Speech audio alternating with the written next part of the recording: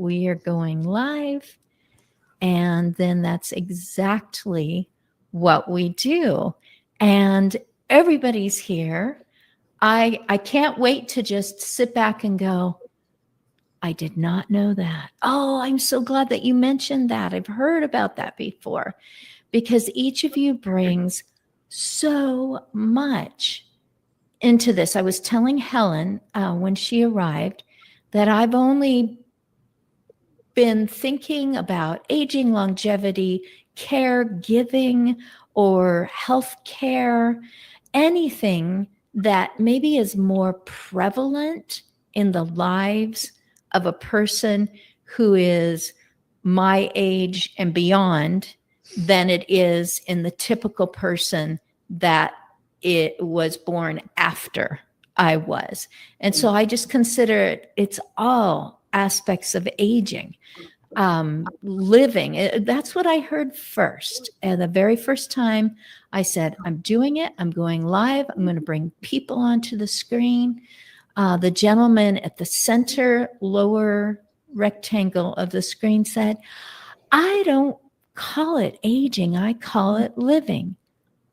And he qualified that with, I'm at a point where all the cancer in my body is at a minimum except my liver. So I am looking for a living liver donor. I did not know that he was going to say that. But by the time we got done talking to people about either the things that, just hit you wrong because someone goes, well, you're older, and this is really more of a younger person thing. And you're just like, oh, this is so frustrating. Do not put me under a definition that is going to limit what you're going to entrust me with. Or it was a person who said, in college, I made an invention because I thought it would be great for guys my age. And then someone said, hey, that would be wonderful to save the people who give care, the family members who give care and are having more being asked of their bodies than they are trained to do, and more often.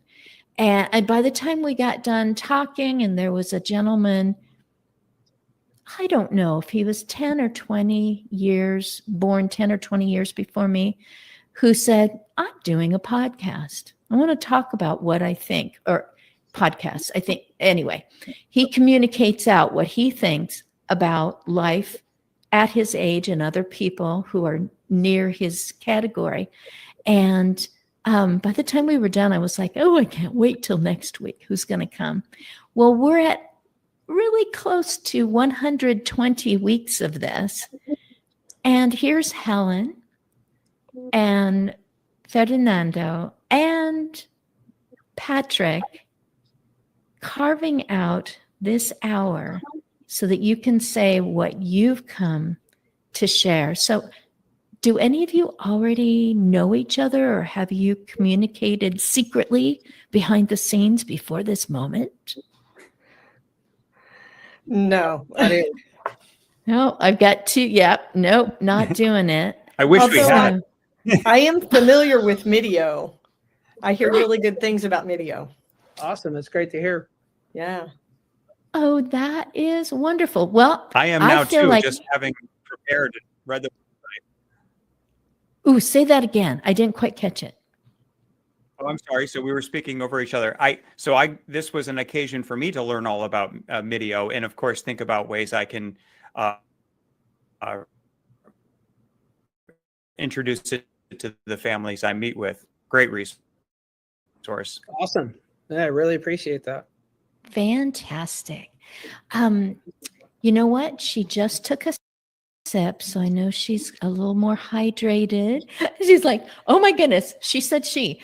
And so Helen, I would love for you to let these gentlemen know more about you it may have been a comment that you made. It may have been a video that was posted or something for each one of you that I thought, okay, there's some substance there. And for my audience, that is, worthwhile for them to see live today, but the vast majority are going to see this in replay, which is on Aging Better Network. So just think about that word that people talk about.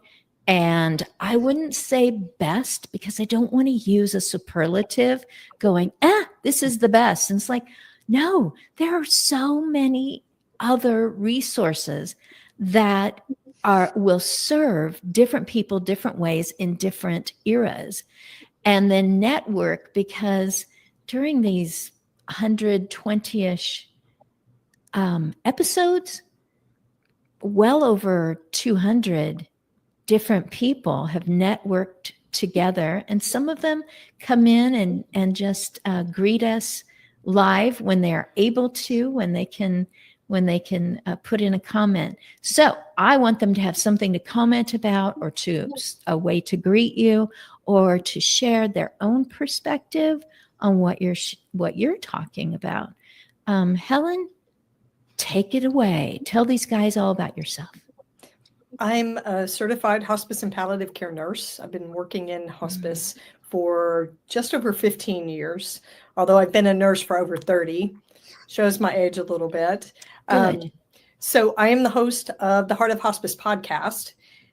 It was a labor of love, a heart project that I started with a colleague who also works in the hospice industry, when we realized there wasn't anything out there that was bite-sized, free, accessed at midnight when you had 5 minutes, or you were on the way to a patient, or you were doing a load of laundry in between turning your person.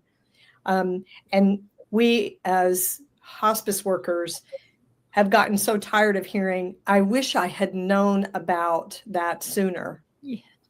Advanced care planning. I wish I knew that I could pre-plan my funeral and it would have helped my family.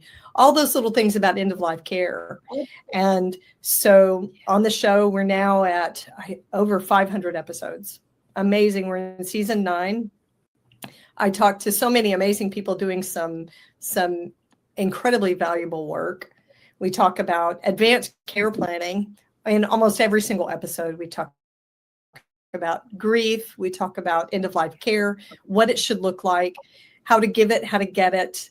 We really believe that an informed consumer is going to get better care.